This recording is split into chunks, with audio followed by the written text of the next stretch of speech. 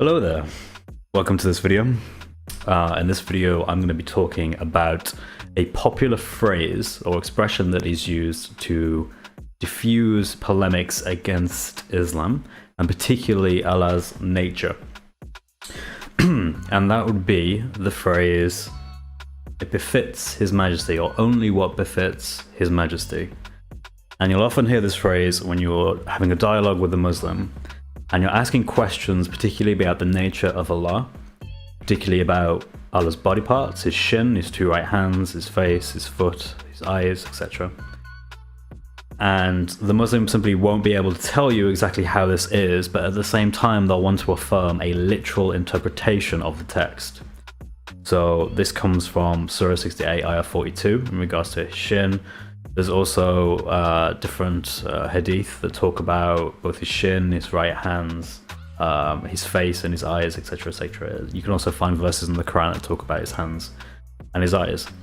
So they don't have a particular good way of explaining this. In fact, I will go as far as to say there is no sound reasoning that any Muslim, any da'i, any imam or sheikh can give you that can fully explain what they mean when they make these claims about Allah's body parts. There is none. In fact, if you actually look at it, there seems to be an argument within Islam at the moment between many different groups of Muslims who are trying to argue exactly how do we handle this information. You have Salafi Muslims who are intent on understanding this in a literal way, and you have other Muslims who are more Hanafi Muslims who are trying desperately to get away from this kind of thing because they know, in all fairness, it's ridiculous, it's funny. No one in their right mind is going to hold to the belief that God has body parts for all eternity as attributes. You are in effect saying that man, or what we understand of man, is somehow directly attached to Allah because Allah has those aspects. When you introduce the category of shin and you say that Allah has a shin, or at least He has something that belongs in that same category, it doesn't matter if it's a big shin, small shin, red, blue, grey, it doesn't matter what it is. As soon as you say that Allah has it, you've entered into this problem of associating Allah and His attributes, so His very nature, with creation. And of course, once you get down that path, you end up going against what is revealed in the Quran, and your religion contradicts itself. So what I want to do is I want to point out a few videos where this is used that I found, and I thought it'd be good to go through these videos and just dissect them a little bit to see exactly how this does not befit Allah is used, and we can kind of take it from there. So now we're going to watch some videos online that I found. One is from a sheikh and one is from a popular da'i at Speaker's Corner who is known for running. We are going to examine those videos and we're going to see exactly how the phrase "only befitting of Allah" is used. Okay, this is the first one. Let's have a look. So how would we reply to them? Akhi, first of all, you don't need to reply to them. The people of innovation and al-ahwa, of desires and whims, those who follow their desires and whims, not the sharia. You do not waste your time replying to them. Yes, Sheikh, but they are truth seekers. No, they're not. They have a different mindset. They follow innovation, whims, and desires. Our Prophet told us, alayhi salatu wasalam, that this ummah will be divided into 73 sects. All of them are in hell except one. And this one is those who are following my footsteps and the footsteps of the companions. These people are not following the footsteps of the Prophet ﷺ. Now, the Quran, in the Quran...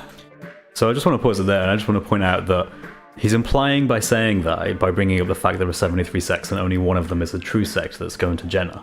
He's implying that those who reject the literal interpretation of Allah's body parts, that Allah has a shin, the two right hands, and that these are literal, actual things, not just metaphors or expressions, he's implying that those people are not part of that one true group, and instead part of the 72 sects that are actually doomed to hellfire.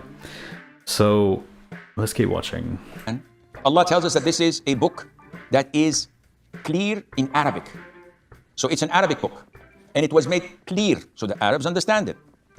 And Allah tells us in this book that he has eyes, that he I just want to jump in here. There is not anything clear about the Quran in Arabic.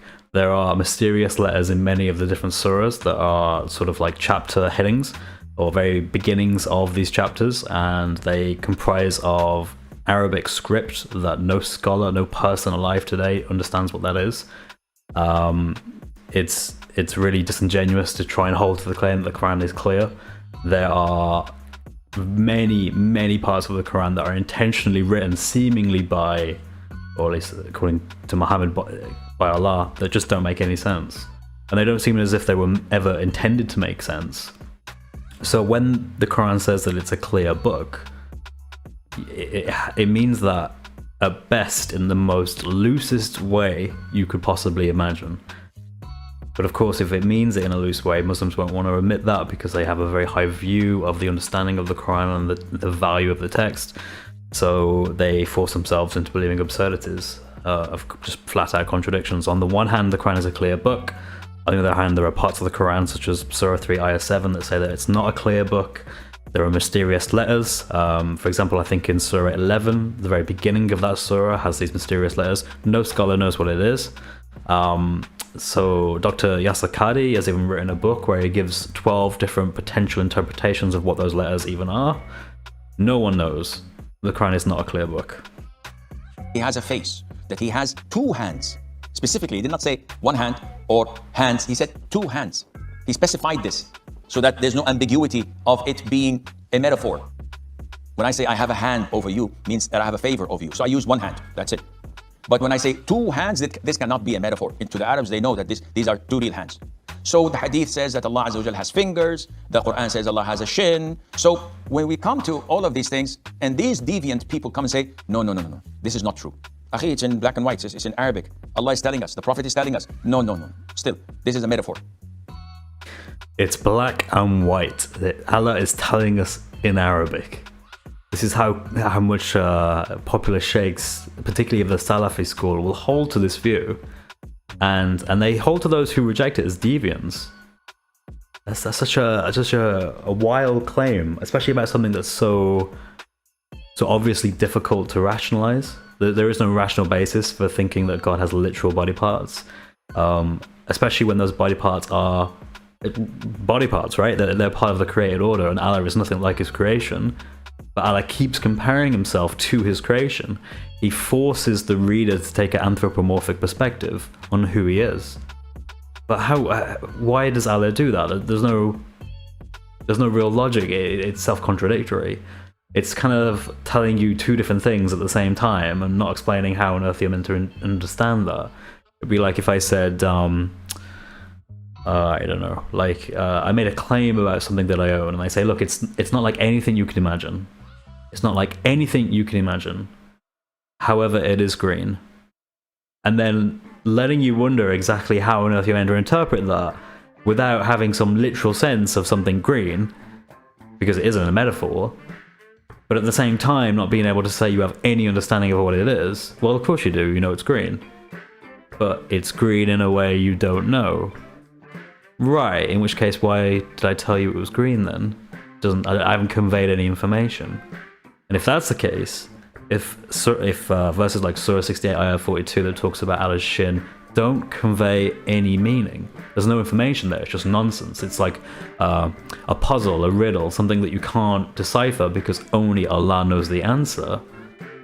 Well, then the Quran is not a clear book, because it has intentionally unclear verses in it, and hence the Quran is wrong. Now, why would we even go down this road and talk to them? Such people don't deserve. Why would we even talk to him? Why? This is I've seen this particular sheikh. I've seen him in quite a lot of videos. He seems quite popular. I think he's he's got his own TV show or something. But I really hope there are better sheikhs than this guy. But to be honest with you, after looking around, it doesn't seem like it. It seems that this is the uniform sort of Salafi position. If you're asked, just mock and ridicule anyone who asks, and it's pretty bad. It's really, really that bad. To even reply to them because they're deviant. So Stay and remain steadfast. Learn your religion. Abide by the Quran and the Sunnah.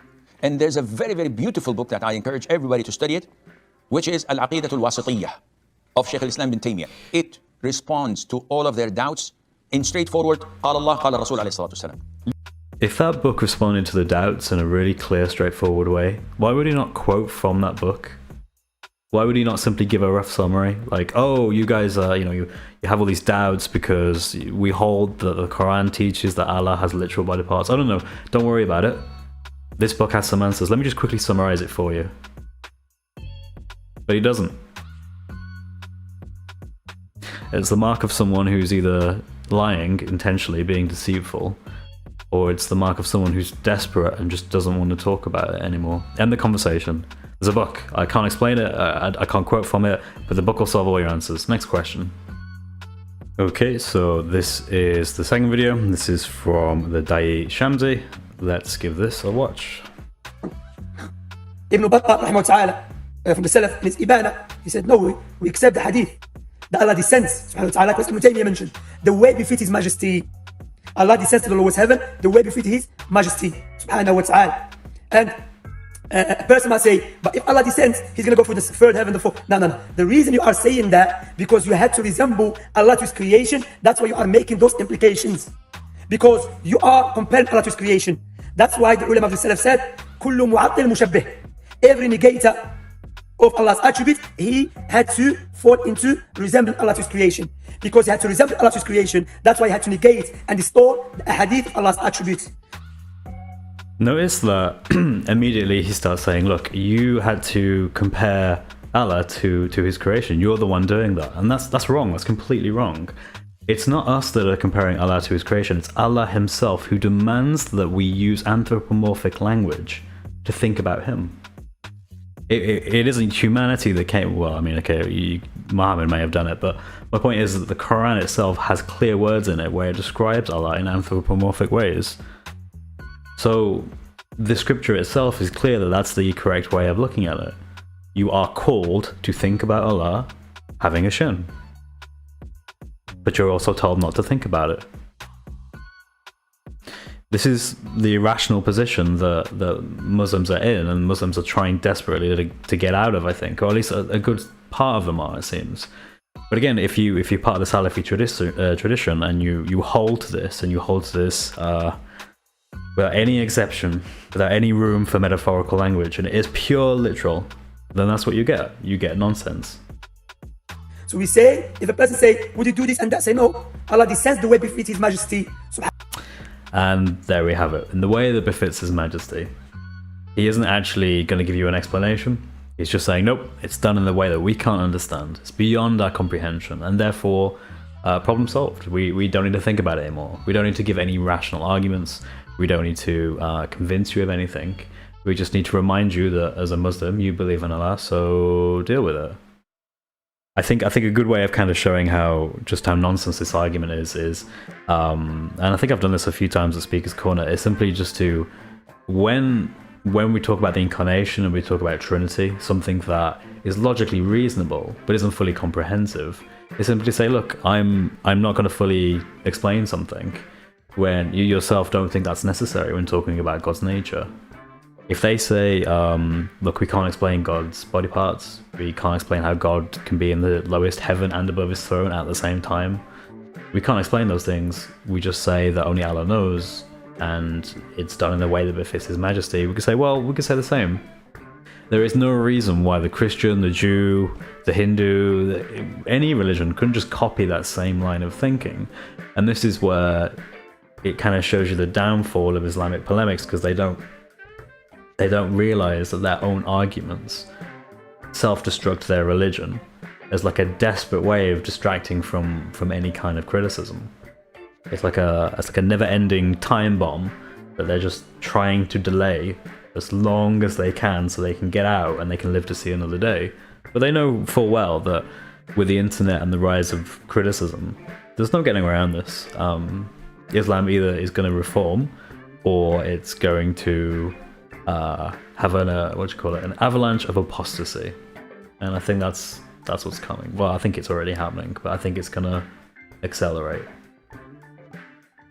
Now, I want to point out as well that although it's just a cop-out argument, you can easily refute the point that Shamsi and the other Sheikh made, which is that when they say that Allah will only do something that befits His Majesty, that isn't true. And it's very easy and very quick to demonstrate why that's not true. The first thing you need to remember is Allah is the one who sustains all things. The thing that both Christians and Muslims agree on is that every living second, every living moment, every living thing, every non-living thing, every material thing is dependent on its existence because of God's sustained divine provision, His providence. He is the one who is sustaining all things. He may not will things to be a certain way because He allows for free will, but He sustains those things regardless. Now, the problem with that, for Muslims anyway, is if they hold the fact that God, He cannot do anything that doesn't befit His Majesty. So they'll often use examples like, can God be in the toilet? And I find that funny, and they'll say, look, why would God be in the toilet? Ha ha ha. But the problem with that kind of thinking is you've now put God into a box, and it's very easy to demonstrate that God isn't in that box. And why? It's simple. There are billions of people in this world, even the majority of people in this world, who do not believe in Allah, who associate things with Allah, or, to be more accurate, have done things in their actions that do not befit Allah. They do not honor and worship Allah. The question you have to ask yourself is, if billions of people in this world are doing that on a day-to-day basis, why is it that Allah is sustaining those actions? Every second, every minute of every moment, Allah is the one who sustains it and permits it and allows it. Now, He doesn't will it and He doesn't encourage it, but He does sustain it, and that's an active act. That's something that God is choosing to do. He doesn't have to do that. In fact, would it not seem more befitting of His Majesty to simply click His fingers and have the whole world disappear into darkness? Get rid of all those people who are blaspheming against Allah. Get rid of all those people who are sinning. Get rid of even the Muslims who don't do Fajr prayer properly. Even those who don't do wudu or ablution properly. Those who don't pray at all, that don't go to mosque. Would it not be good to get rid of them? Because they're obviously not honoring Allah. And yet Allah does it anyway. In fact, think of it this way. If you're watching this and you're not a Muslim, then the fact that you exist, and the fact that you're critical of Islam, and therefore blaspheme against Islam, the fact that you're alive is proof in and of itself that Allah does things that do not befit His Majesty. And just like that, everything crumbles down. And you put the Muslim in a position where they have to explain how Allah is sustaining blasphemy. How is that befitting of His Majesty? How is that in any way befitting of His Majesty? You can even take this a step back, and you can say Allah actually created all of those people who would blaspheme against Him. So why did He do that? Creating blasphemers, that's not befitting of Allah's Majesty, and yet He did it. So obviously that argument is wrong. Obviously that argument is a bit silly. If you say no, he has to go through this and that, say no, now you are explaining descending or according to experience, which is based upon the observation of the creation. Because in order for you to explain something, you have to have seen something like it. And we know Allah, laysa kamithlihi shay'. There's nothing like unto Him in His essence, in His names, in His attributes, and in His actions. So when we understand that, and it's the aqidah of the Salaf al-Salih, when we understand that, then we say Allah descends the way befit His Majesty, without resembling Allah's creation. But when we say the mercy of Allah, this is not the aqidah of the Salaf. Now you are distorting the meaning. You are doing the way of the Yahud. When it's not doing tahrif, may Allah protect you and us from that, my brother. So we have to be very careful. And alhamdulillah, we have to read, and I will advise you to read the aqidah al-Wasiyah. So this is coming up to the end of this, but he's effectively saying, look, it just works. Allah just descends to the lowest heaven, despite the fact that He's meant to be above the highest heaven on His throne, well, above His throne. So that's obviously a contradiction to anyone who can see that from a neutral position. But again, it's in the way that befits His Majesty. That's just a whole bunch of nonsense. And it's just a distraction, really. And then there's this cop out of, look, you're just trying to associate what you experience to try and understand it. Well, yeah, that's how people reason. So although that might sound like a lot of sort of clever language to kind of make you think, ooh, how do I understand things? Well, really, he's just saying, yeah, you would normally use reason to try and understand these things, but don't use reason in this case because it isn't going to end well.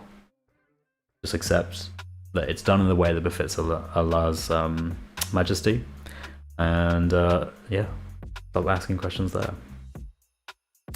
I hope you enjoyed this video. I have a bit of a cough at the moment, so I apologize for any coughing in this video. Yeah, and take care, God bless, and I'll see you all soon.